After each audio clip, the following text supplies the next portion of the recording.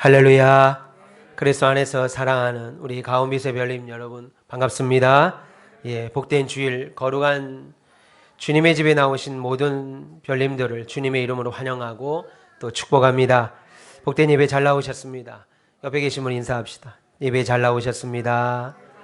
한 번 더 합시다. 빛을 받아 별이 되십시다. 한 주 동안 평안하셨습니까? 승리하고 오신 줄 믿습니다. 오늘 본문을 통해서 우리에게 말씀하신 하나님의 말씀을 듣고 돌아가신 우리가 됐으면 좋겠습니다. 이 시간 우리 교회 나온 우리는 나름대로 다 믿음이 있다고 생각하죠. 왜냐하면 믿음 없이 어떻게 주일에 교회를 나오고 우리가 기도를 하고 이 시간 부른 것처럼 찬송을 하겠냐는 거예요. 그런데 문제는 오랜 시간 신앙생활을 하지만 삶의 변화를 맛보는 사람이 있는가 하면, 날마다 삶의 변화를 느끼고 성장하는 사람이 있는가 하면, 어떤 사람은 삶의 변화를 맛보지 못하는 사람도 있다라는 것입니다. 예수를 오래 믿었는데 갈수록 신앙이 퇴보되는 사람도 있다라는 거죠. 그리고 어떤 사람들은 기도의 기적을 삶에서 체험하는 사람들도 있습니다. 또 어떤 사람들은 수십 년을 교회를 다니면서도 세상 이치, 소위 말하는 이성과 상식에만 머물러 있지 자신의 삶에서 하나님의 개입을 전혀 경험해 본 적이 없는 사람들도 있습니다. 그러면 왜 교회를 다녔다고 하고 소위 믿음이 있다고 생각하는 사람들이 그렇게 전혀 다른 결과들이 나타나는 거냐는 거예요. 그것은 믿음의 차이 때문입니다. 어떤 믿음의 차이인가? 오늘 그 말씀을 좀 나눠보려고 하는데요. 우리들을 향하신, 저와 여러분들을 향하신 예수님의 관심은 항상 무엇이었냐면, 저와 여러분들이 온전한 믿음을 갖는 것, 저와 여러분들이 참된 진짜 믿음을 갖는 것이었습니다. 그래서 주님은 말씀하시기를 심지어 이렇게 말씀하시죠. 말세에, 내가 다시 올 때에 믿는 자가 아니라 어떤 사람이요? 믿음을 가진 자. 교회를 다니는 자가 아니라, 신자라고 이름을 갖고 있는 자가 아니라, 그저 직분만 받은 자가 아니라 믿음을 가진 자, 그를 내가 보겠는가 염려하셨습니다. 그러므로 사실 저와 여러분들이 가지고 있는 소유 가운데 제일 큰 재산은요, 물질이 아니죠. 아파트가 아닙니다. 좋은 자동차가 아닙니다. 통장에 연금에 이런 물질이 아니고 세상의 권세 아니라 바로 믿음입니다. 저와 여러분들이 가지고 있어야 될 가장 큰 자산은 바로 믿음. 인생에서 하나님을 향한 믿음만큼, 하나님을 신뢰하는 믿음만큼 중요한 것이, 능력 있는 것이 없기 때문이지요. 믿기를 축원합니다.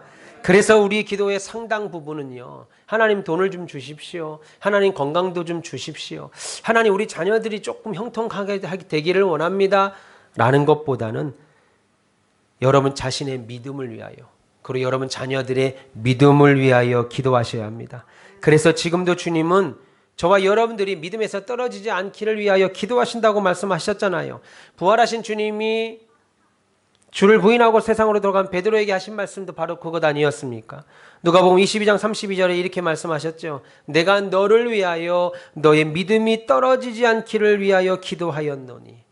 주님이 베드로를 향하여서도 내가 너의 믿음이 떨어지지 않기 위하여 기도하였나니 너는 돌이킨 후에 네 형제를 굳게 하라 라고 말씀하셨습니다. 그러니까 이 시간 주님이 우리를 위하여 믿음에서 파산하지 않도록, 떨어지지 않도록 기도하시니까 저와 여러분들도 여러분의 자신을 위하여, 또 자녀들을 위하여, 그의 믿음들을 위하여 기도하시기를 바랍니다. 그런데 목사의 이런 말을 들으면 약간 혼동이 생겨요. 혼란이 생깁니다. 왜요? 말씀드린 대로 우리는 각자 생각할 때 자신에게 어느 정도 믿음은 다 있다고 생각하기 때문이죠. 그 믿음 때문에 교회 나왔고, 그 믿음 때문에 어려움을 당하면 당연히 하나님을 찾고, 그 믿음 때문에 즐거움을 만나면, 즐거운 일을 만나면 찬양하기 때문입니다. 믿음이 없는데 어떻게 하나님을 찾겠어요? 신자죠. 신자, 믿음 있는 사람. 그래서 어느 정도의 믿음은 다 갖고 있기 때문에, 아니 나에게 믿음이 있는데 도대체 나에게 또 어떤 믿음을 달라고 기도하라는 건가? 라고 생각하실 수 있습니다. 그런데 하나님의 능력을 나타내는 진짜 믿음은 따로 있다라는 겁니다. 그래서 우리는 하나님, 저의 믿음 없음을 불쌍히 보시고 제게 진짜 믿음을 주십시오. 제게 큰 믿음을 주십시오. 제게 역사하는 믿음, 머리로만 믿는 믿음 아니고 역사하는 믿음, 문제를 헤치고 나갈 수 있는 믿음의 능력을 저희에게 주세요. 이렇게 기도하시길 바랍니다. 그러면 내가 진짜 믿음이 있다는 거, 내 믿음이 진짜라는 거 언제 알 수 있습니까? 그것은 우리가 당면한 문제들 앞에서 나타나는 우리의 반응으로 알 수 있지요. 반응. 어려움 앞에서 내가 어떻게 행동하고 내가 어떻게 대처하는지 보면 믿음 있는 사람이구나. 입으로만 믿음이 있었구나 알 수 있지요. 오늘 본문 말씀을 통해 진짜 믿음이 필요합니다 라고 하는 제목으로 믿음에 대한 하나님 말씀을 전할 때 여러분, 저는 말할 것도 없고 여러분 모두가 진짜 믿음을 소유하셔서 우리 예수님께서 인정하시는 참 믿음 소유하셔서 우리의 신앙생활에 믿음의 능력이 항상 나타나시기를 주님의 이름으로 축원합니다. 오늘 본문은 한 중풍병을 가진 사람을 위해서 4명의 친구가 믿음으로 행동하는 장면, 내용이 기록되어 있습니다. 먼저 본문 1절과 2절을 보시면 수일 후에 예수께서 다시 가버나움에 들어가시니 집에 계시다는 소문이 들린지라 많은 사람이 모여서 문 앞까지도 들어설 자리가 없게 됐는데 예수께서 그들에게 도를 말씀하시더니 라고 했습니다. 오늘 본문은 마태복음과 누가복음에도 공이 나타나는데 마태복음과 누가복음과는 좀 달리 또 다른 모습으로 자세한 모습으로 설명과 기록이 되어 있습니다. 마태복음과 누가복음에는 이 병을 고친 예수님께 초점이 되어 있다면 오늘 마가복음에는 예수님께 초점이 되어 있지만 조금 더 이 4명의 친구의 이 역할을 조금 더 부각하고 있습니다. 예수님께서 가버나움에 계시다는 소문이 퍼졌습니다. 예수님이 가버나움이라는 곳에 계시다. 예수님이 능곡에 계시다. 예수님이 지금 장현에 오셨다. 그러자 수많은 사람들이 예수님의 설교를 듣기 위하여 능곡동, 장곡동, 하중동, 하상동 할 것 없이 몰려오기 시작했습니다. 그 말이죠. 더군다나 2절을 보면 예수님께서 어느 집에서 말씀을 전하시는데 우리로 말하자면 예수님께서 우리 박장로님 댁에서 말씀을 전하신다고 하겠습니다. 말씀을 전하시는데 이미 예수님이 앉아 계신 안방은 말할 것도 없고 마당까지 발 디딜 틈 없이 예수님의 말씀을 듣기 위하여 온 사람들로 그 집이 꽉 인산인해를 이뤘다라고 하는 말이죠. 그런데 마침 예수님이 계신 가버나움이라고 하는 그곳에 한 중풍병을 앓고 있던 사람이 있었습니다. 얼마나 병이 심했던지 오늘 본문을 보면 몸을 거동조차 할 수 없었습니다. 본문 3절 보시면 사람들이 한 중풍병자를 4사람에게 메워가지고 예수님께 올세 사람이 아니면 다른 사람의 도움이 아니면 움직일 수조차 없는 사람이었다라는 거예요. 그런데 놀라운 것은 이 병자에게 이 중풍병자에게는 4명의 친구가 있었는데 그저 그런 친구, 동네 친구 아니라 어떤 친구? 믿음의 친구들이 있었다. 이 4명의 믿음의 친구들이 있었는데 그들이 지금 예수님이 지금 우리가 있는 이 동네 가버나움이라는 곳에 오셨다라고 하는 소식을 4명이 듣게 됩니다. 넷이 다 들었는지 누가 하나가 들어서 전해줬는지 어쨌든 4명의 친구들이 이 소식을 듣죠. 예수님이 우리 동네에 오셨다. 그래서 4명의 친구들은 침대에 이 중풍병자 친구를 누이고 우리가 예수님께 지금 가기만 하면 그래서 우리의 친구를 예수님께 보이기만 하면 우리 친구는 이 병 낫는다. 예수님은 어떤 병이든 고치시는 분이니까 심지어 죽은 자도 살리시는 분이라고 우리가 들었으니까 내 친구를 데려가기만 하면 우리 친구는 병에서 노임받는다. 그렇게 생각했어요. 그리고 그렇게 굳게 믿었지요. 믿었으니까 됐지요. 믿었으니까 데리고 왔겠지요. 그리고 예수님께 데려왔습니다. 그런데 문제는 뭐였습니까? 우리가 아까 1절과 2절의 말씀처럼 예수님의 계신 집에 와보니까 너무나도 많은 자기들만 온 게 아니라 예수님이 오셨다라고 하는 소문을 들은 수많은 사람들이 그 집에 안에 들어있을 뿐 아니라 집 밖으로 뺑뺑 둘러싸여 있어서 내 친구를 데리고 도저히 이 중풍병자를 데리고 도저히 오늘 성경에 보면 휠체어도 아니고 침상에 누워서 데려온 그 친구를 도저히 예수님 안으로 이 많은 인파를 뚫고 들어갈 수가 없었다라는 거예요. 그렇다고 생각해 볼 때 예수님이 저 설교를 다 끝나고 병고침도 다 끝나고 이제 예수님이 가자 다른 동네로 옮겨가자라고 하시면서 끝날 때까지 기다린다 하더라도 그 말 하실 때까지 기다린다 하더라도 예수님은 사람들은 또 어떻게 하겠어요? 예수님이 나가실 때 또 우르르 이번에 지방선거 보셨죠? 이번에 또 선거 보셨죠? 어떤 어마어마한 인파들이 따라갑니다. 나는 그 인파들이 다 분당에만 있는 줄 알았어요. 근데 거기까지도 찾아가더라고요. 오늘 예수님이 끝나고 나가시니까 수많은 사람이 따라 나갈 거라고 믿었지요. 그러면 어떻게 돼요? 지금 그때나 지금 예수님이 앉아서 설교하시는 이 자리나 예수님이 끝나고 나가시는 그때나 내 친구 도저히 만날 수 없을 거라고 생각했을 겁니다. 한마디로 뭐예요? 우리 식으로 말하자면 지금 믿음을 딱 가지고 내가 하나님을 의지하고 예수님께 가기만 병이 나을 것이다 라고 예수님을 믿음으로 믿고 그 예수님 앞에 나왔는데 예수님 앞에 믿음으로 결단했는데 떡하니 그 믿음의 결단 앞에 장애물, 없어야 될 장애물, 믿음으로 움직이면 당연히 그 믿음으로 움직인 것 때문에 장애물은 하나도 없어야 될 것 같았는데 오히려 믿음으로 결단했음에도 장애물이 떡하니 자신들 앞에 놓여 있는 거예요. 예수님을 만날 수 없다 이겁니다. 그래서 아무리 생각해도 이 수많은 사람들을 내가 뚫고 우리가 뚫고 더군다나 덜쳐 업은 것도 아니고 침상에 누인 친구를 예수님께로 저 예수 앞에 앉아 계신 저 예수님 앞으로 끌고 나갈 방법이 데리고 나갈 방법이 없었다는 거예요. 그러자 어찌했겠습니까? 물론 성경에는 안 나옵니다. 그러나 상식적으로 생각할 때 친구들이 다시 모여서 얘기했겠죠. 야 어떡하지? 야 어떡하냐? 야 어떻게 할까? 이 문제 어떻게 할까? 의논했을 겁니다. 그리고 결정을 내립니다. 근데 분명한 것은 뭐예요? 그들이 내린 결정을 생각해 볼 때 야 지금 사람이 너무 많다. 지금 예수님 만날 때 아니다. 야 지금 우리가 믿음으로 결정했는데 지금은 때가 아니다. 내가 믿음으로 결정했지만 지금은 때가 아니다. 다시 말해서 지금 사람이 많다는 문제로 인하여 중풍병에 걸린 친구를 다시 집으로 되돌아갈 생각은 하지 않았다는 겁니다.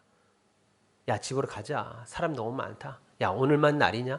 한번 가버나움에 오셨으니까 언제 한번 또 오시겠지 뭐. 열에 아홉, 열에 열은 그렇게 생각할걸요. 야 왔는데 또 안 오시겠니? 근데 오늘 친구들은 뭐예요? 사람이 많다는 문제, 그 문제로 내 친구를 예수님 앞에 나갈 수 없으니까 그냥 돌아가자. 집으로 다시 돌아가자. 이 생각은 하지 않았다는 거예요. 오히려 지금 예수님 안 만나잖아? 야, 우리 예수님 지금 안 만나잖아? 그러면 우리 친구는 다시는 이 병에서 병 고침 받을지 몰라. 이 기회가 마지막일 거야. 그래서 우리는 어떻게 하든지 지금 예수님 만나야 돼. 우리는 어떻게 하든지 예수님 만나야 돼. 라고 생각했습니다. 근데 놀라운 것은 보세요. 놀라운 것은 그때 믿음의 방법에 눈이 열렸다 이겁니다. 방법이 생긴 거예요. 믿음의 눈이 열리는 거예요. 야 어떡하지? 야 돌아가자 하지 않고 야 지금 아니면 우리 친구 못 고친다. 야 지금 아니면 예수님 못 만난다. 이렇게 생각하자. 그때 믿음의 눈이 열려요. 방법이 떠오른 겁니다. 근데 그 방법이라는 것이 어떤 방법이에요? 아주 상식적이고 아주 고차원적이고 아주 고상한 방법이 아니라 말도 안 되는 방법. 생각해놓은 방법이 다른 사람들에게 손가락질을 받을 방법. 야, 그게 방법이라고 내놨냐? 4명의 친구 중에 누구라도 하나. 야, 그걸 방법이라고 내놨냐? 그 방법이나 우리가 와서 안 되는 거나 무슨 차이가 있냐? 라고 말할 방법. 어떤 방법이에요? 한 명이 그러겠죠. 야, 방법이 있다. 아니면 넷이다 그랬을지도 모릅니다. 방법이 있다. 어떤 방법? 옥상으로 올라가자. 저 침상 데리고 옥상으로 올라가자. 그래서 옥상 뚫어버리자. 지붕을 뚫자. 야, 이게 방법 아니죠? 이거 방법 아닙니다. 예. 영화 같으면 어떻게 하겠어요? 소화전 버튼을 눌러서 불이야 하고 사람들이 뛰쳐나올 때 그때 예수님께 빨리 쫓아가서 예수님, 사실은 제가 이 벨 눌렀는데 저것들 빨리 다시 오기 전에 우리 병 좀 고쳐주십시오. 이게 영화에서 나오는 거죠. 벨 눌러서 위에서 스프링클러로 물이 쏟아내릴 때 불이야 하고 뛰쳐나갈 때 4명만 좌우 보고, 저만 영화 봅니까? 좌우를 보고 친구를 데리고 와서 예수님, 사실 이거 우리가 누른 거 놀라지 마십시오. 빨리 기도 한번 해주십시오. 빨리 갈라니까. 빨리. 믿음의 방법이라고 내는 게 말도 안 되는 얘기를 하고 앉아 있는 거예요. 옥상으로 데려가서 옥상을 뚫자는 거예요. 지붕을 뜯어낸다는 거예요.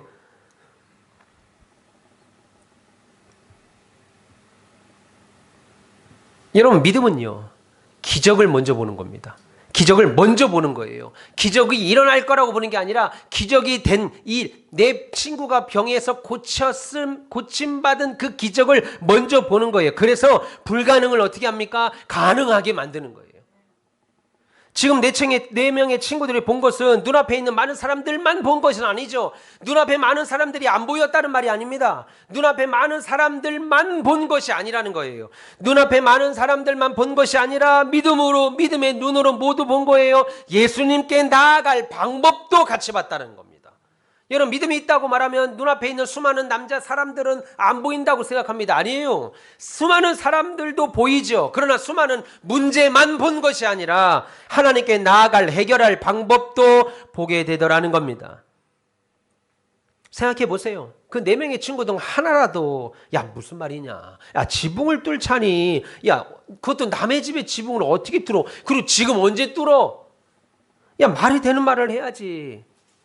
더군다나 이렇게 사람이 많은데 야 이거 안 되는 얘기다, 야 그냥 다음에 오자, 우리도 할 때 할 만큼 했잖아, 야 할 만큼 했지 얼마나 더하니, 힘들게 사람 하나 메고 같이 걸어온 것도 아니고 침상에 누워서 우리가 침상을 들고 왔는데, 와보니까 사람이 예수님 앞에 오면 고침을 받는다고 해서 믿음으로 왔잖아. 근데 사람이 많은 문제가 있었잖아.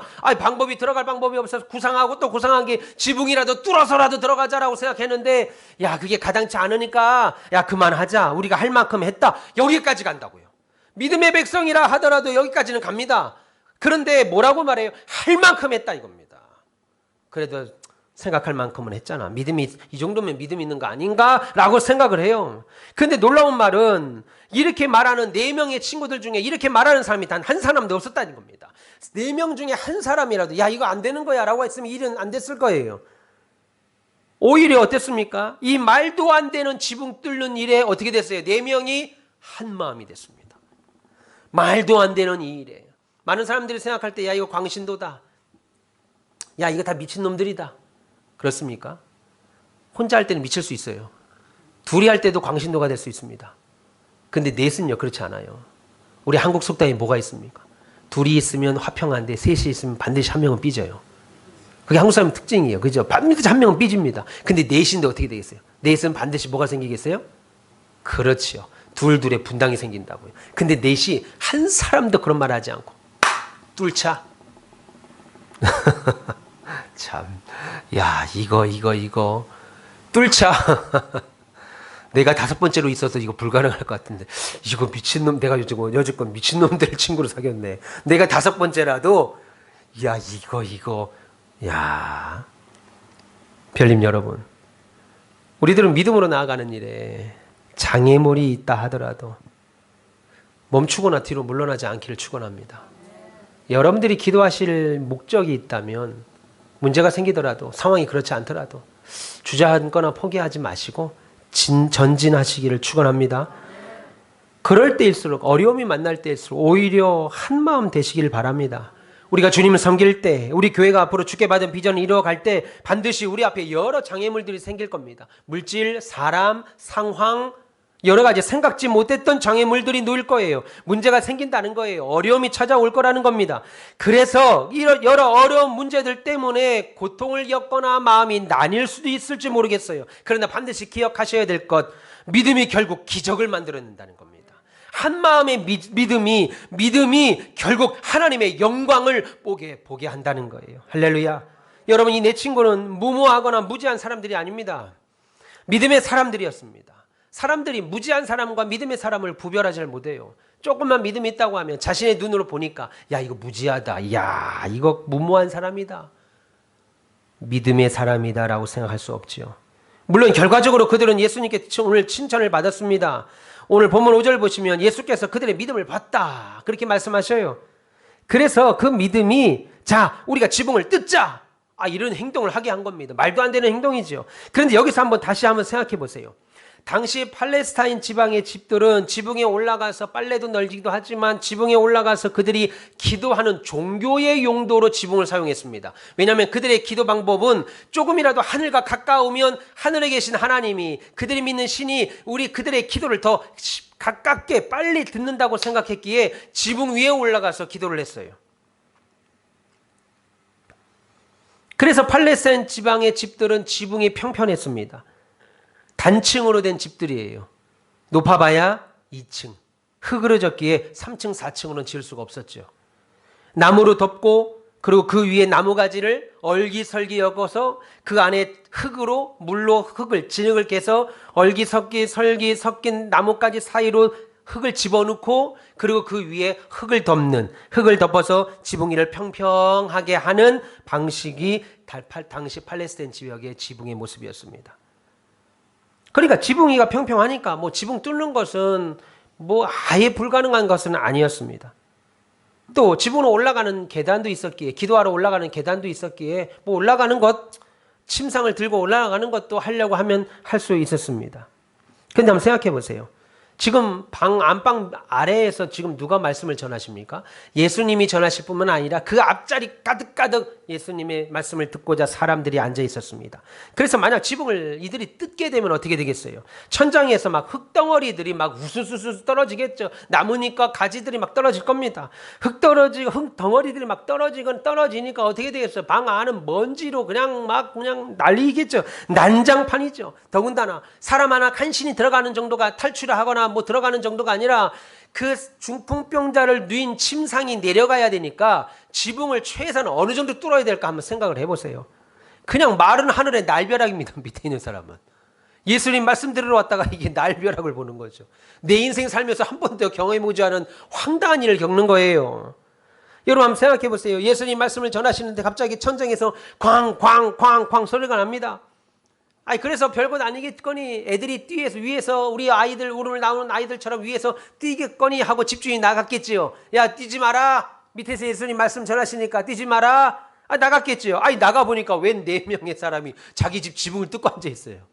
이게 지금 생각을 해보라고. 자기 집 지붕을 뚫고 있다고 내 집을. 부시고 있는 거예요. 자기 집 집을.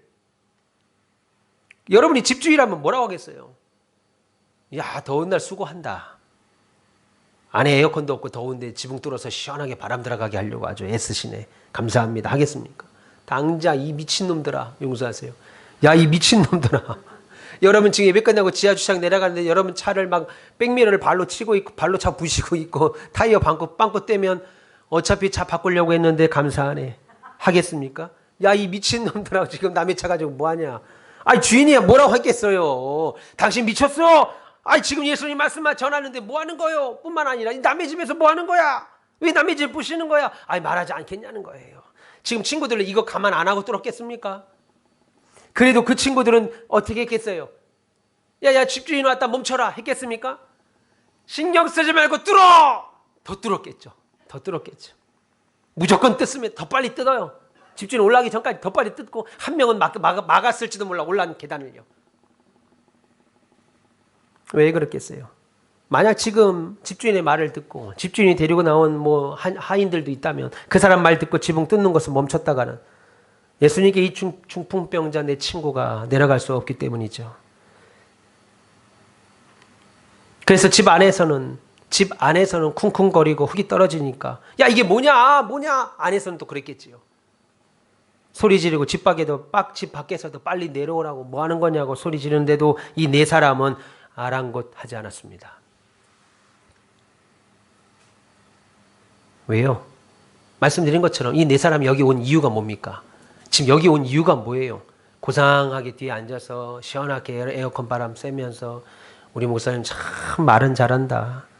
참 지적 동의, 귀로만 듣는 지적 동의만 얻고 돌아가기 위해서 이 친구들이 왔습니까? 아니죠. 예수님 안 만나면, 오늘 예수님 못 만나면 내 친구는 평생 이러다 죽는다.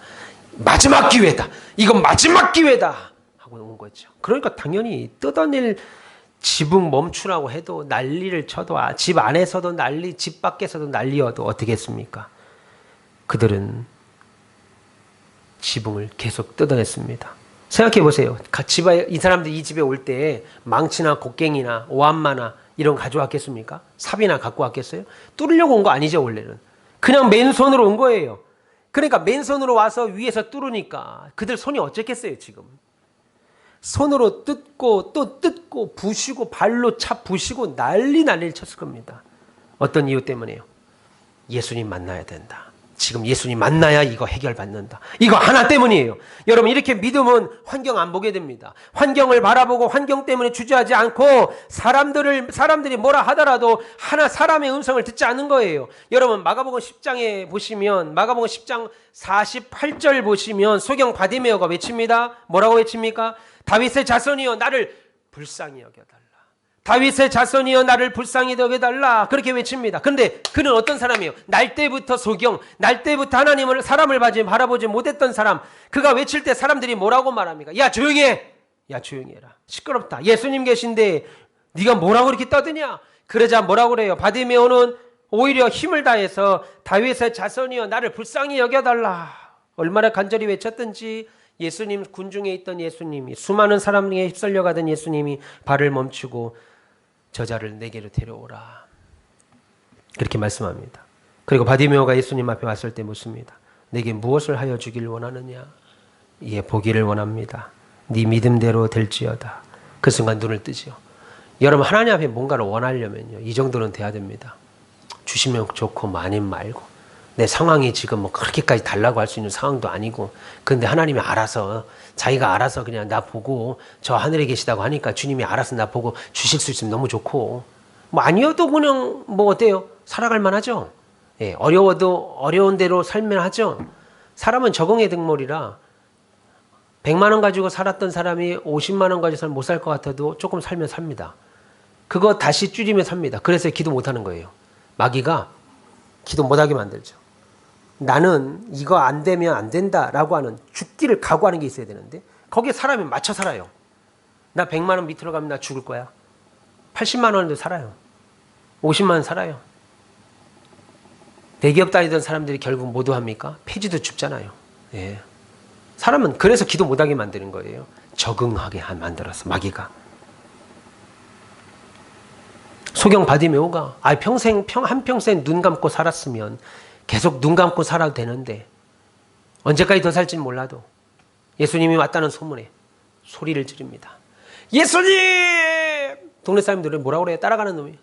야, 조용히 안 해? 네가 지금 낄 때냐 여기가? 그래도 예수님. 예수님이 가는 길을 멈추고 그를 나기로 데려오라 라고 말할 때 뭘 원하냐? 여러분들 뭘 원하겠어요? 눈 떠달라고요? 100에 99는 그 얘기 안 할걸요? 내 남은 인생 편하게 살도록 100억 정도 꽂아주세요. 내 농협 통장에. 아시죠? 농협 계좌 문자로 떠드릴게요. 눈 뜨게 해달라는 말은 100에 글쎄요 99명 할까요? 왜요? 눈 떠봐야 바뀌는 게 없거든. 눈만 뜨는 거지. 눈 떠봐야 눈만 뜨지 그지 인생은 그대로 갈 겁니다. 배운 게 있기를 하나, 한평생 기술이 있기를 하나. 아니, 장로님 안 그렇습니까? 장로님이 한평생 눈을 떴는데 한방 뭐든지 해결받는 만난다고 그러면 눈 뜨게 해달라고 하겠어요? 그거 쉽지 않은 거예요. 돈 달라고 하겠죠. 나 100억. 그래서 막 그냥 내가 좋은 차 타고 다니면서 시녀 시종들 다 부리고 평생 못 누린 거, 눈 뭐 안 뜨면 어때? 한평생 안 떴는데? 아니, 중간에 눈 감은 것도 아니고 날 때부터 소경이었는데 내가 뭐 눈 뜬다고 불터 눈 뜨면 그날부터 후회할 겁니다. 김장로님. 내가 눈을 감았는데 내가 그걸 눈 뜨달라고 해달라니, 이 멍청한 놈. 그때 나 왜 이렇게 바보지? 만나는 사람마다 나 왜 이렇게 바보지? 그때 그 돈을 달라고 했어요. 하거나 아니면 장현에 좀 땅을 달라고 하거나. 진짜 어떻게 눈을 떠달라고 해? 어쨌건 눈 감고 살았는데 아무 필요 없었는데. 여러분, 믿음의 사람들이 기적이 안 일어나는 게 여기에 젖어 있어서 그래. 다 하나같이 눈 띄워주고 나서도 후회하고 원망해요. 내가 그때 눈 떠달라고 하더라도 하나님 내 상황 꼬라지를 좀 보고도, 야, 내가 볼 때 너 눈 뜨는 것보다 내가 여기 장현에 땅을 좀 줄게. 야, 너 눈 뜨는 것보다 100억 정도 줄게. 그게 너 낫지 않겠냐? 잘 생각해라. 잘 생각해. 눈 뜨는 거 그거 잠깐이다. 궁금한 거 해결받는 거 잠깐이야. 눈 감고 사는 게 편할 수도 있어. 눈 뜨고 이거 이꼴 저꼴 보지 말고 그냥 눈 감고 편하게 살아. 우리가 원하는 게 그거예요. 그러니까 눈 뜨고 나면 원망합니다. 감사 안 하죠. 근데 오늘 바디메오는 어땠습니까? 하나님 보기를 원합니다. 눈을 뜨기를 원합니다. 네 믿음대로. 생각해 보세요. 눈을 뜬다는 건 불가능한 일입니다. 불가능한 일이에요. 그런데 그게 믿음이 눈을 뜨면 나머지 자신의 인생 또한 하나님이 이 믿음 가지고 하나님의 은혜로 살 거라고 자기를 믿었기에 눈을 뜨게 원했죠. 저 같으면 돈 달라고 했을 것 같아요. 저 같으면 돈을. 근데 그 순간 눈을 뜨게 되죠. 여러분, 믿음이 있어서 원하는 것이 있다면 이런 믿음의 결단이 있어야 한다는 거예요. 믿음을 했는데, 믿음으로 출발했는데 기도하는 건 흐지부지 돼서 나중에 끝에 가서는 믿음으로 출발한 기도의 제목은 다 없어지고 육의 제목들만 가득한 모습들 많이 보죠. 그러니 기적이 일어나지 못하는 겁니다. 여러분, 저와 어떤 장애물이 우리에게 다가온다 할지라도 믿음으로 나아가면 기적은 우리와 우리 교회와 교회에게 오게 되어 있습니다. 할렐루야. 하나님의 은혜가 임합니다. 사람들은 말합니다. 안 됩니다. 할 수 없습니다. 끝났습니다. 포기하세요. 그런데 그 말 듣고 우리가 멈추면 우리 인생에는 어떤 기적도 기대할 수 없다라는 거예요. 그러니까 이 시대를 사는 저와 여러분들은 우리 가온빛교회는 어때야 됩니까? 진짜 믿음이 있어야 한다는 거예요. 진짜 믿음.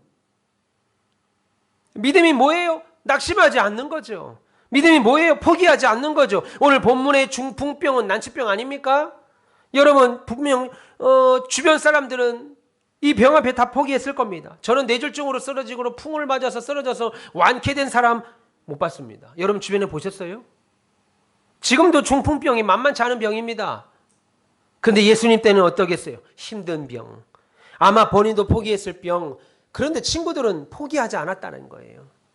그게 믿음입니다. 여러분들이 포기하지 않으면, 여러분들이 주님 때문에 여러분의 인생을 붙잡고 기도하고 포기하지 않으면 여러분의 가정이나 우리 교회는 반드시 일어나게 되어 있어요. 나이 상관없어요. 여러분 갈렙은 85세에 헤브론 땅을 달라고 해서 그의 대대손손 헤브론 땅을 갔습니다. 그래서 우리 가온빛교회가 이 시대에도 하나님 앞에 쓰임 받는다, 성장과 부흥을 한다. 그것은 우리 가온빛교회에 부흥을 믿는 사람들이 있을 때 나타나는 겁니다. 100명이 모이고 1000명이 모여도 아유 되겠어? 안 되겠지. 세상 이치로만 꽉 찬 사람이 100명, 1000명 앉아있는들 교회는 아무것도 할 수 없어요. 그런데 할 수 있다. 하나님이 우리와 함께 하시면 우리는 반드시 부흥한다 라고 믿는 사람들이 있을 때 교회는 부흥하는 것이고 그 가정은 변화되는 거예요. 여러분 이 장현지구와 가온 신도시를 우리와 우리 교회가 밟는다, 이거를 믿는 사람이 우리 교회에 많을 때 되는 거예요. 따라서 우리 교회가 앞으로 500명이 모이느냐 1000명이 모이느냐 이거 중요하지 않습니다. 이거 안 중요해요. 보셨죠? 코로나 때 바이러스, 눈에 보이지 않는 바이러스 하나 때문에 수백 명, 수천 명 모이는 교회들이 하루아침에 교회당이 텅텅 비는 모습들. 그러니까 모이는 것은 숫자는 중요하지 않습니다. 중요한 것은 우리 가온빛교회에 이런 믿음을 가진 자들이 얼마나 있는가. 그것이 더 중요하죠. 오늘 4명의 친구들이 그랬습니다. 그렇지 않았어요? 그 중풍병자에는 동네 친구 4명이 아니었고 믿음의 친구 4명이 있었습니다. 그러니까 여러분들 동네 친구 만나지 마시고 믿음 친구 만나십시오. 믿음 친구. 제가 텔레비전 광고를 보면 동네 친구 찾아준다는 어플이 있더라고요. 동네 친구. 나 그걸 보면서 누구 하나, 불가능한 얘기겠지요? 믿음 친구 찾아주는 어플을 좀 만들면 좋겠다. 주님이 우리에게 주셔서 믿음 친구. 그럼 동네에 따다다다다닥 뜨는 겁니다. 믿음 친구. 말 안 되는 얘기지만 동네 친구. 얼마나 친구가 없으면 동네에서 그 어플로 친구를 찾아. 그런 사람 만나서 뭐하게. 필요 없는 인연들 만나봐야 세상이 이렇게 음란해졌다 이겁니다. 음란하다.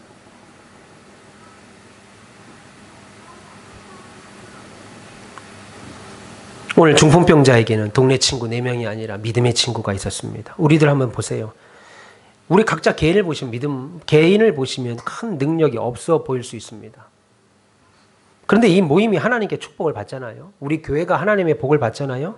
믿음의 능력이 나타나잖아요. 그러면 여러분 각자 가지고 있는 그 믿음의 합보다도 1111에서 100명이 모이면 100이 아니라 1000이 될 수도 있습니다. 그래서 예수님은 뭐라고 말해요? 겨자씨 아내가 땅에 떨어지면 30배, 60배, 100배. 사람의 이성으로 이해할 수 없는 거. 우리 눈으로 그럼에도 맨날 보잖아요. 1년에 한 번씩 추수 때마다 보잖아요. 하나님의 일하심이 그렇다는 거 보잖아요. 그러면서도 진짜 교회를 통하여 우리 가정을 통하여 일하시는 하나님의 능력은 보지 못하더라는 겁니다. 여러분 그것이 믿음의 능력입니다. 우리 가정은 된다. 내 사업터는 반드시 열린다. 우리 가온빛교회는 예배당 짓고 부흥하고 사명 감당한다. 하나님의 약속은 우리를 통해서 반드시 이루어진다. 이 믿음에 우리 가정이 열리는 것이고 사업터가 발전하는 것이고 우리 교회에 사람이 모이는 겁니다.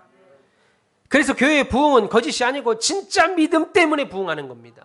시설이 잘 만들어지고 목사가 훌륭하고 인기가 많고 사회에서 잘 알려진 목사 때문에 부흥하는 것이 아니라 믿음 때문에. 그래서 교회의 부흥은 거짓이 아니고 진짜 믿음 때문에 하는 거라고 말하는 거예요. 그래서 교회의 지도자가 누군지 아세요? 믿음 있는 사람. 그 교회 오래 다닌 사람이 아니라 믿음 있는 사람.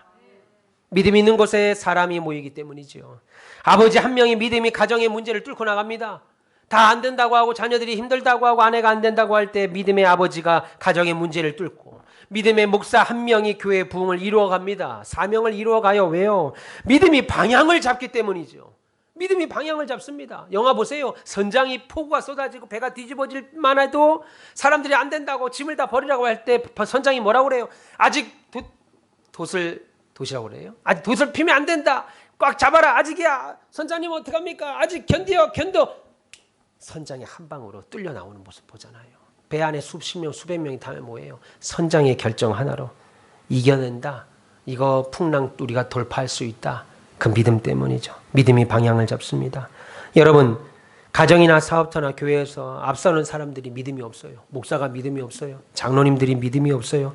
권사님들이 믿음 없고 비전이 없다면 생각해 보세요. 믿음 없는 가장, 믿음 없는 사장, 믿음 없는 목사와 장로, 성도 많으면 뭐합니까? 많을수록 재앙이죠. 여러분, 교회에 1000명이 모이는데 믿음이 하나도 없어요. 모이면 싸우는 겁니다. 가진 것 때문에 싸우는 거예요. 그래서 교회가요, 재산이 많은 것도 그리 큰 복이 안 돼요. 우리 교회는 하나님이 복 주셔서 통장 잔고가 막 몇 억씩 남으면요, 다 쓸 겁니다. 다 써. 최소한의 경사비 빼고 다 써. 왜냐하면 안 쓰면요, 장로님들이 시험 들어요. 내 돈인 줄 알거든. 재정 담당하고 있는 장로님들이 교회 통장 잔고에 몇 억씩 갖고 있는 거 내 돈인 줄 알아. 난 다 쓸 거예요. 개척교회 후원하고 신학교 돕고 선교사 돕고. 그걸 왜 갖고 있습니까? 결국 그 돈 갖고 있으니까 교회들이 지금 예배당도 충분한데 저 시골에 땅 사고 저 서울에 아파트 몇 채씩 사고. 교회가 왜 그러냐 이겁니다. 왜? 아니에요. 그럴 거 없어요. 주님이 거저 주셨으니 어려운 자들 돕고, 예, 지역사회에 후원하고, 그러면 되는 거예요. 믿길 바랍니다. 그래서 우리 교회는 이 지역에서 가장 믿음 있는 사람들이 모이는 교회가 돼야 돼요. 그래서 믿음의 소문들이 마구마구 나타나야 됩니다. 여러분들이 먼저 이 지역에서 가장 믿음 있는 별님들 되시길 주님의 이름으로 축원합니다. 여러분, 본문 4절 보시면 이제 흙이 방 안에 쏟아지고 침대가 내려옵니다. 그런데 예수님은 그 모습을 보시고 크게 감동하셨어요. 아마 지금 예수님은 생각해 보세요. 머리에 온 흙을 뒤집어 썼겠죠. 온 몸에 흙을 뒤집어 쓰고 먼지를 뒤집어 쓰고 계셨을 겁니다. 그런데 여기서 지붕을 뚫는다. 근데 우리가 여기서 지붕을 뚫는다라고 할 때 우리가 흔히 오해하는 것이 있어요. 한국교회 성도들이 이것을 잘못 설교하는 목사님들, 부교육자들 때문에 어릴 때부터 잘못 들어서 이 부분을 굉장히 오해하는데, 예수님 지붕을 뚫고 예수님 눈앞에 침상이 내려온다고 할 때 예수님은 예수님은 방 안에서 하나님 말씀을 멋지게 방금 헤어샵 나온 머리로 파마 머리 헤어샵 나온 머리와 드라이 찾은 옷 싹 입고 사람들 앞에 테이블 놓고 거기다 물 한 잔 놓고 이야기를 잘하고 분위기 좋은 데서 얘기하고 있다가 위에서 슬그머니 부드럽게 살금살금 조용조용히 천장에서 침상에 예수님 눈앞에 슬그머니 내려오는 거라고 생각해요. 그 예수님이 하늘을 보시고 이것이 무엇인가? 왜 그렇게 생각들 하는지 모르겠습니다. 난장판 되는 겁니다. 이 사람 때문에. 이 사람 때문에 그 몸이 다 뽀개지는 거예요. 난리 나는 겁니다. 전쟁 난 줄 아는 거예요. 지붕 뚫어서 예수님이 말씀 전하는데 얼굴에 흙이고 뭐고 난장판, 그 앞에 있던 사람 난장판. 용서하세요. 쌍욕 안 나오면 다행이죠. 쌍욕 안 나오면 다행이에요. 근데 예수님은 그것을 칭찬하셨습니다. 그러니까 예수님이 보는 삶의 방식과 우리가 보는 삶의 방식은 다르다는 거예요. 여러분, 사뻔히 주님 설교하시는 그 얼굴 앞으로 자연스럽게 내려왔을 거라고 생각해요. 아니요. 이미 방은 아수라장, 난장판이 됐습니다. 조금만 생각하면 절대 그렇지 않을 거라고 생각하죠. 알게 되죠. 주님은 얼굴에 온 흙을 뒤집어 썼을 겁니다. 안경까지 쓰셨다면 만약 예수님이 안경에 그냥 흙으로 다 뒤집어졌을 거예요. 먼지로. 그런데 놀라운 것은 주님이 그들의 믿음을 보고 마음이 기쁘셨다는 거예요. 내가 예수님 같으면 니들 뭐하냐? 야, 지금 니들 뭐해? 야단치셨을 텐데. 본문 4절 5절 보세요. 무리들 때문에 예수께 데려갈 수 없으므로 그곳에 지붕을 떼어 구멍을 내고 중풍병자가 누운 상을 내리니 예수께서 그들의 믿음을 보시고 중풍병자에게 이르시되 작은 자야 네 죄사함을 받았느니라고 하셨습니다. 여러분 지금 4명의 친구들의 믿음을 보셨다 그렇게 말합니다. 그리고 중풍병자를 고치는 거예요. 11절 보세요. 내가 너에게 이르노니 일어나 네 상을 가지고 집으로 돌아가라. 그러자 본문 12절에 그가 일어나 곧 상을 가지고 모든 사람 앞에서 나가거늘 그들이 다 놀라 하나님께 영광을 돌리며 이르되 우리가 이런 일을 도무지 보지 못하였다 라고 말합니다. 여러분 오늘 그곳에 있던 모든 사람들이 다 놀라서 1차적으로 뭐 했다고 그래요? 하나님께 영광. 거기 있는 사람들 가운데 다 예수님을 믿기 위하여 온 사람들도 있겠지만 남편 따라 아내 따라 자식 따라 끌려온 아버지 엄마 자식들도 있었을 겁니다.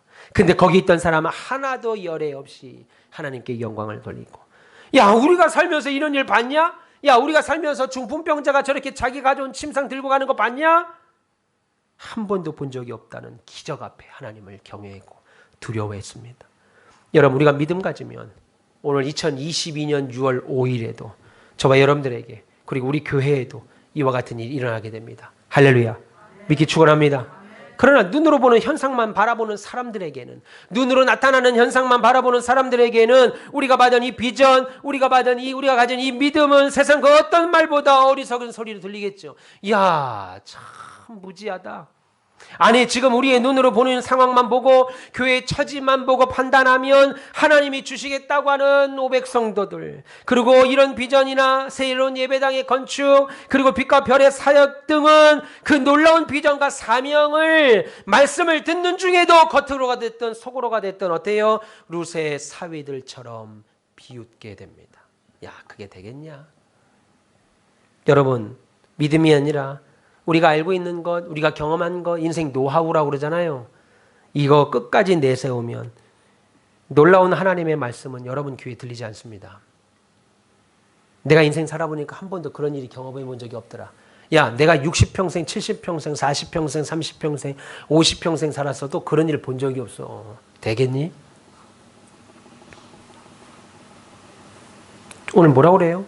우리가 그런 말 할까 봐 12절에 사람들이 내 평생에 이런 일은 본 적이 없다고 말합니다. 제가 요즘 텔레비전을 가끔 볼 때 아주 재미있는 광고 하나가 있습니다. 너무 깔깔대고 웃은 광고인데 뭐 누구 여자 남자 만나게 하지는 어플인가 봐요. 근데 거기서 뚱뚱한 애가 야 그게 되겠냐? 그렇게 말해요. 그때 웬 여자가 그거 써보시고 하는 말이에요? 그러더라고요. 내가 그거 보고 얼마나 웃긴지. 예. 믿음으로 해보고 하는 말이에요. 야 그거 되겠냐? 뭐 좀 보고 다니세요. TV를 좀 보시든지. 그 광고 나만 봤어요? 야 그거 응? 되겠냐? 그러니까 여자가 그래요. 그거 써보고 말씀하시는 거예요? 그거 뭐 남녀 여자 만나는 어플이에요. 목사님 그거 되겠어요? 믿음으로 해보고 하는 말입니까? 그런 광고들 보면 안 느낍니까? 야 하나님이 나한테 하시는 말씀 같아요. 내가 하나님께 그거 되겠습니까? 야 믿어나 보고 말하는 거냐? 아이고 우리 인생 노하우가 하나님 말씀을 안 들리게 해요. 여러분 60평생을 사셨다면 60평생 동안 얼마나 많은 경험들을 하셨겠어요. 근데 그런 일은 본 적이 없거든요. 이런 일은 내가 본 적이 없어요. 그래서 주님이 우리가 그렇게 말할까 봐 12절에 말하는 뭐라는 거예요. 우리가 이런 일을 도무지 보지 못했다. 야 이런 반응은 누구나 다 하는 반응이야. 그런데 진짜 믿음의 역사를 이루는 사람은 4명밖에 안 된 거야. 거기 예수님 만나자고 온 사람들이 하나같이 하는 말이 이런 일 본 적이 없는데 내가 전국에 있는 사람을 다 목회하려고 여러 사투리를 씁니다. 이런 사람 이런 적은 본 일이요. 본 적이 없는지 네. 우리가 그걸 하는 말이 우리가 다. 근데 누구만 보고 갔어요? 그 4명. 그러니까 여러분 교회요. 1000명 나온다고 1000명이 다 보고 가는 게 아닙니다. 그 4명. 네. 침상을 들고 가라 할 때 중간에 오늘 말씀은 그 얘기는 안 합니다만 중간에 죄사함을 고쳤다, 병고침을 고쳤다 해서 바리새인들과 사두개인들이 예수님에 대한 휠문할 때 어떤 놈들은 이 일이 되고도 휠문하는데 이게 왜 된 거예요? 이게 어떻게 된 거예요? 따지는 놈이 있는가 하면 그 네 5명이 자기 침상 들고 나갈 때 어떻게 했습니까? 아우 죄송합니다. 이러고 나가겠어요? 어깨 빡 펴고 나가겠습니까? 뭐 말할 필요 없어요. 예배당 치면 여러분 어깨 빡 펴고 다닌다고. 기적을 이뤄낸 사람들이니까 어깨 빡 펴고 침상 딱 들고 딱 나간다 이겁니다. 가자. 옆에 있는 사람들은 와 이렇게까지 쉽게 설교하는데 이해 못할 수는 없을 거라 믿습니다. 네. 이렇게까지. 여러분 믿음 아니라 우리가 알고 있는 것 끝까지 내세우면 하나님 말씀 안 들립니다.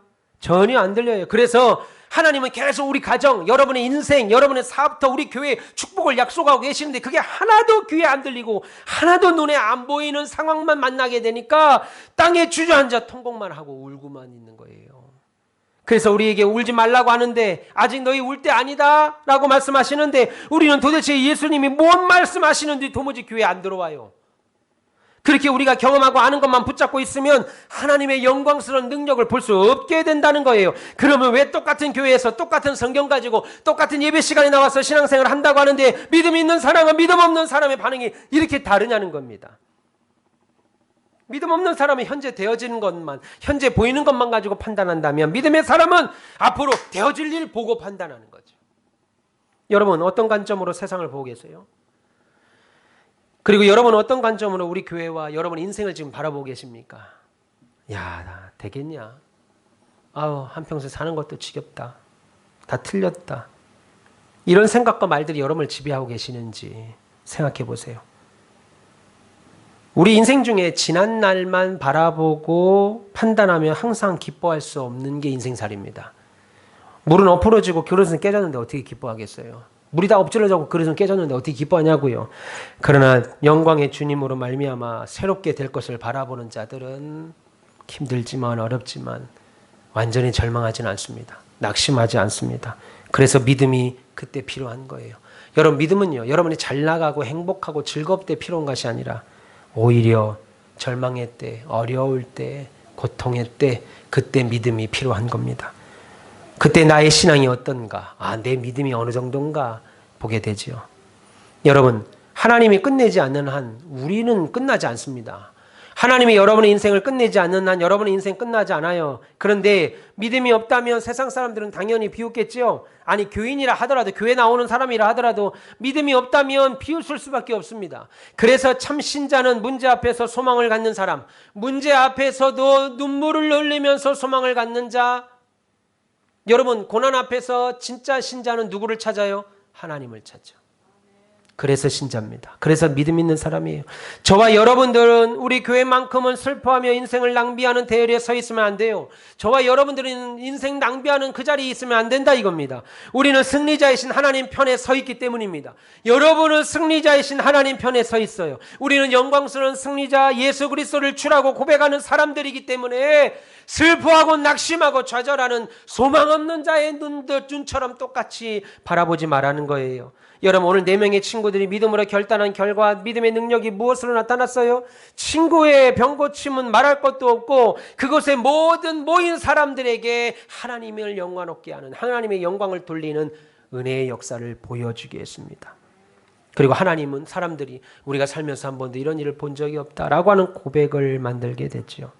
사실은 내 친구 고치러 왔지만 거기 있는 모든 사람들이 동일한 믿음의 은혜를 받았다는 거예요. 그래서 여러분 한 사람이 하나님 앞에 헌신하는 거, 믿음으로 결단하는 거, 믿음으로 봉사하는 거, 믿음으로 생각하고 믿음으로 움직이는 거 하나가 나 하나 잘 되는 것이 아니라 결국은 신앙 공동체 전체, 나아가서는 교회 전체가 잘 되는 거예요. 믿기를 축원합니다. 목사 하나가 잘못하니까, 교인들 한 명이 잘못하니까, 장로 한 명이 잘못하니까, 누군지 모르는 장로인데, 누군지 알지도 못하는 목사인데 TV 한번 나오니까 한국에 새벽마다 기도하고 밤마다 교회 와서 기도하는 수많은 믿음의 백성들까지 싸잡아서 욕을 먹잖아요.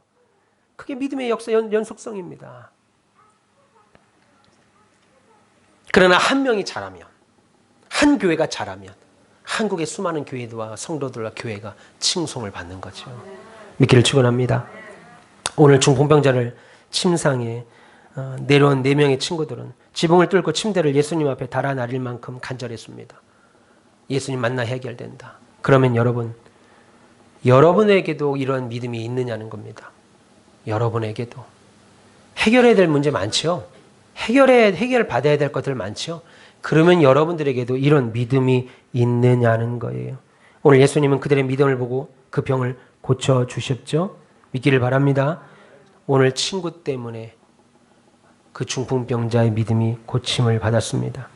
내게 문제 다가오고 질병 다가오고 가정의 어려움 다가오고 사업의 어려움이 와도 믿음의 주요 우리를 온전케 하시는 예수 그리스도 바라보시면서 믿음으로 헤쳐나갈 때 저와 여러분들에게 그리고 우리의 생업에 그리고 우리 가온빛교회에 기적을 보게 될 겁니다. 그것도 지나가는 기적 아니고 큰 기적. 야 어쩌다 보니 됐겠지. 야 시간 지나다 보니 됐겠지. 야 살다 보면 그런 일 한두 번은 있어. 이게 아니고 야 내가 한평생 살면서 이런 건 본 적이 없다. 이런 기적을 맛보게 될 겁니다. 하나님의 은혜가 임합니다. 우리 문제 해결됩니다. 여러분 그런 믿음의 큰 사람으로 살아가는 여러분 되시기를 주님의 이름으로 축원합니다. 우리 교회가 되기를 주님의 이름으로 축원합니다. 여러분만큼은 이런 믿음을 갖기를 주님의 이름으로 축원합니다. 기도하겠습니다. 하나님 감사합니다. 하나님 우리에게 은혜 주셨습니다. 하나님 우리로 하여금 장년으로 오게 하셨고 우리로 하여금 땅을 알게 하셨고 우리로 하여금 땅에 하나님의 놀라운 교회당을 건축하는 건축으로 진행하고 있습니다. 하나님 우리가 이럴 때 믿음이 필요합니다. 하나님 우리 인생에도 우리 자녀를 봐도 우리 사업터에도 하나님의 능력의 은혜가 있어야 합니다. 하나님 이러기 위해서는 우리에게 믿음이 있어야 될 줄 믿습니다. 하나님 나의 믿음 없음을 불쌍히 보시고 하나님 믿음을 주시옵소서. 믿음을 주시옵소서. 그래서 하나님 한평생 살면서 내가 이런 것을 본 적이 없다고 하는 고백들이 우리 입에서 날마다 쏟아져 나오게 하여 주옵소서. 감사합니다. 예수님 이름으로 기도합니다. 아멘.